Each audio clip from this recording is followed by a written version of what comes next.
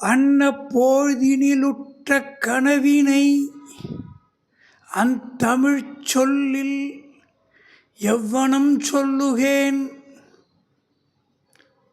சொன்னதிங்கு கனவங்கு துயிலிடை தோய்ந்ததன்று நனவிடை தோய்ந்ததால் மென்னடை கனியின் சொற்கருவிழி மேனி எங்கும் நறுமலர் வீசிய கன்னியென்றொன்று ஒரு தெய்வதம் ஒன்றனை கண்டு காதல் வெறியிற் கலந்தனன் அன்னப்போழ்தினிலுற்ற கனவினை அந்தமிழ் சொலில் எவ்வனஞ் சொல்லுகேன். சொன்னதிங்கு கனவங்கு துயிலெடை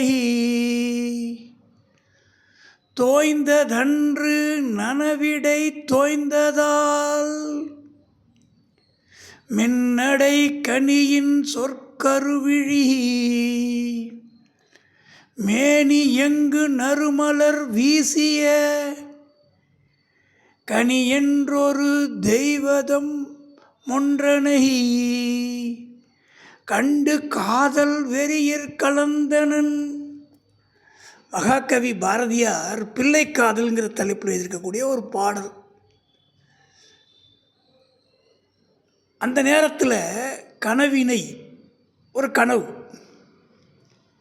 அந்த வார்த்தையை எப்படி சொல்லுவேன், அந்த தமிழ் சொல்லில் எவ்வனம் சொல்லுவேன், அது எப்படி நான் அழகாக சொல்லுவேன் அந்த கனவை.